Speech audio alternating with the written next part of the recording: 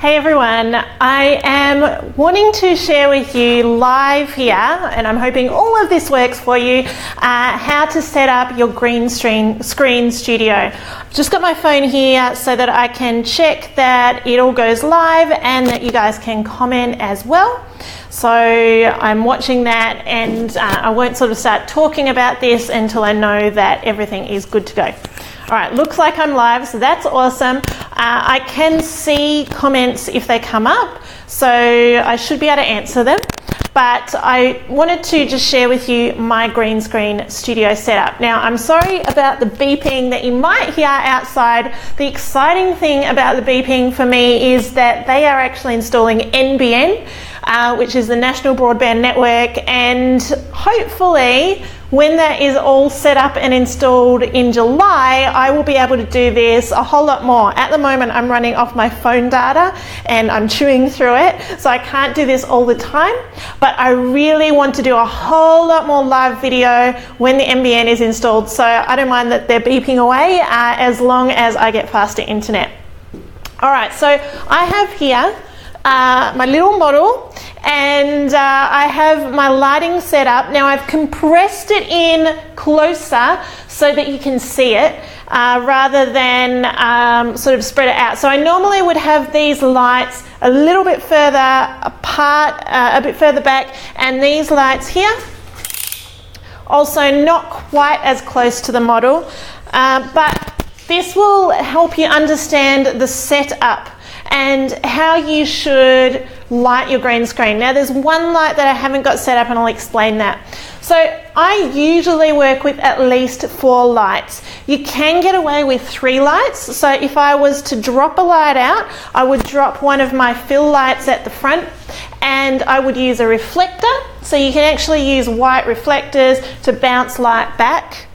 But I think it's really important to note that if you can, to have 2 lights behind your model. Now I'm just going to get the flash unit.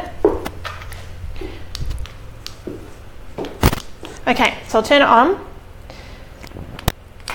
All right, so this is the rim light. Now, the important thing is, because I know when Lane was setting it up, she was struggling with the lighting and how to position it so it looks like they are lit from both sides. Now I'll actually take a photo for you and load this in the comments later so you can see, but this light and this light will create that rim light all the way around, and when you cut out your subject, it will look like that light is actually coming from behind. It will look like one light source, the sun coming from behind. And so if you have a sun or a light that you're trying to replicate more on one side, then you would turn that light up, turn that light down. Basically, you adjust your lights to match your scene. But if you're trying to make it look like there is a light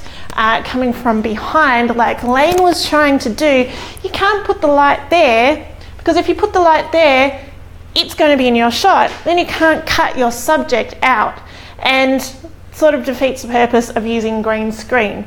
The idea of green screen is that it makes it very easy to cut out your subject because you use the color range tool. And I'll point you to the tutorial on that, the bit in Photoshop that you do. I'm just going to check if there are any comments or questions at this point in time. Okay, so there is. So I'm just going to check this. So, all right, Audrey, I'm glad I addressed whatever the question was. I'm sort of struggling to keep up with questions and everything at the moment, so I will keep checking, but I'll see if I can address everything anyway. Okay, so the next thing to note is these are fill lights. So you actually adjust those as well to match your light. Now, most of my photographs are backlit, so I usually have more light coming from behind than is coming from the front. So I would turn these down. These 2 lights are set up and they are lower in light than the lights behind. So these are turned up higher, so they create more light behind. These are turned down. This one's on 1.7, so they're down nice and low. So you keep your lighting to match your scene. You're always looking at your background scene to try and match it. Now, why do I have the subject on a white ground? Why don't I bring the green all the way down and along here? This is really, really important. I don't drop that green down here because it creates a really strong bounce back of light, a really strong bounce back of green. So the green is there. The subject is on a neutral floor. Now, if the ground that I was putting the subject on was closer to a dark colour, I'd flip this over and I'd use the black side. If it's a really brown colour, I actually have floorboards in here, and I would flip to that. So depending on where I'm placing a model depends on what I use. It also helps me to cut them out. If they're on white, you could use grey as well. Grey is a really good base to put someone on.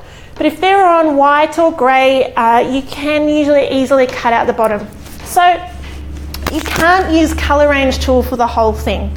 Colour Range tool is amazing around the lace and around hair. She's got no hair, poor little dummy thing here.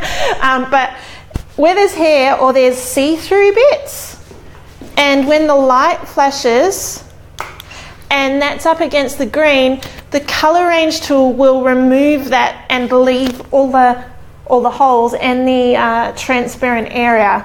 And that is why I use green. If you shoot on white or black or grey, it is harder to get that fine difference, and you have to spend a lot more time in Refine Edge tool, whereas the Colour Range tools pretty much bang straight out. The green or a blue can work really well, but then you do need to manually cut out around the base. So you want to make that as easy as possible so that you can just use the Refine Edge tool around the base. That doesn't take long usually because there's not as much going on. You know, if I'm standing here, it's just my shoes. So you can use, you can also use shift and use your brush all the way around. Doesn't take long. It's hair, it's fine areas. That's why you're putting them in front of the green screen. Just going to check for comments again. Not sure if I'm getting them all or not, so I may be missing something, but I can answer them after the broadcast anyway. Okay, next thing. The green is at the moment not really lit with a light. I do have a light which you can't see. It's right up there. That one can bounce down and shine onto the green. It's not crucial. If you don't have these ones, if these ones are turned up enough, they're actually lighting the green. So these ones at the front will light the background and give you enough light that it's easy enough to cut out. But if you're mainly backlighting and you've turned these right down, or you're using a reflector, then it can be very hard to cut out because that background will be too dark. That's when you want to light the green screen separately. So you might shine another light on that way. Perhaps you would have an extra light in this area here. So you might move one of your front lights that you don't need to point at the back and evenly light that green. One thing I've found is that I'm using a velvet background, and this sucks in the light. So it does often need to be lit with an extra light, whereas paper green reflects the light, and usually you don't need to worry as much about lighting the background when you're using paper green. So there's pros and cons to both. So I've got velvet green. I love the velvet though. It's so smooth and it really works well. There's no creases. I just roll it down. With my other backdrops, I've got white and black up there. And white is a vinyl and it's reflective. So when you're using white, you want it to be a reflective surface so that you bounce the light off and it creates that high key look. The black is a velvet, same as the green. So the black sucks the light in. You don't see all the dust and the dirt on the black, the velvet. I've tried black paper. It's no good because it just reflects. So you need to choose the right materials for the right coloured backdrops. Different coloured backdrops require different ones. So I want to be clear too that the last thing with green screen setup that you really need to know is distance between your subject and the green.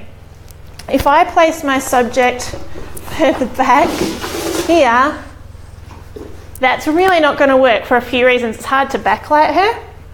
She's too close to the green, and that creates that bounce back of light, makes it very hard to get rid of it because it's all saturated into her dress. So you want to be around 2 meters from the green backdrop. You know, some of you might not have enough space. This is actually probably the minimum distance I'd go. This is about 1.5 meters. If I turn these 2 lights off and I don't have her rim lit, that again will make it harder to cut her out, because what's happening is these lights that are going off are creating that rim light around her, and it means it separates her from the background. Without that separation, it's harder to get rid of the green as well. You could do it if you light the green and make it nice and smooth and bright and there's distance, it will work. But I find that this setup with separating her from that green really makes it easier to cut out. So green screen is great to make it easy to cut out. But the other thing that you need to keep in mind is, what is your end result? What are you photographing? Do you need to use green screen? Green screen is great to streamline your systems, and if you're doing a lot of different shots that you need to cut out, this makes it quick. If you're doing one shot, you could shoot it outside in an overcast day and cut them out manually. You don't need to necessarily go to the expense of getting a whole green screen studio set up. If you're wanting to create a bit of magic but place them in the same scene, you don't need to cut them out from that scene if they're already there. So you really want to approach each image separately and just go, okay, what is the most viable way for me to do this? What's the most streamlined way for me to do this? How's it going to work with the gear that I've got? You can have less lights, but the less lights that you have, the harder it is to evenly light everything. So just think about lighting and whether you've got enough lighting. You can do it with 2, and if I was just going to do it with 2 lights, I want to show you this because I know Lane only has the 2 lights.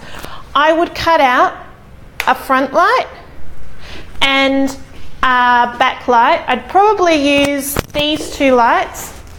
This strip light, which I'll bring forward, this one is excellent for rim lighting because it directs the light and it doesn't spread it out. If you use, like this one actually directs it as well. So this is a barn door and I can direct the light, and it has a grid on it which helps to control the light. So this you can put a grid on as well. I don't have it on at the moment, but that would help control the light and direct it so it doesn't flare back into your camera. But this is great for rim lighting. So these strip boxes, if you're doing a lot of this and you really want to backlight, I highly recommend these. And then a big source of light. So I even have a 50-inch big softbox that I use often for front lighting. But I would have 2 lights and they'd be opposite each other. So I'd cut out 2 lights and I would work with 2 lights opposite each other.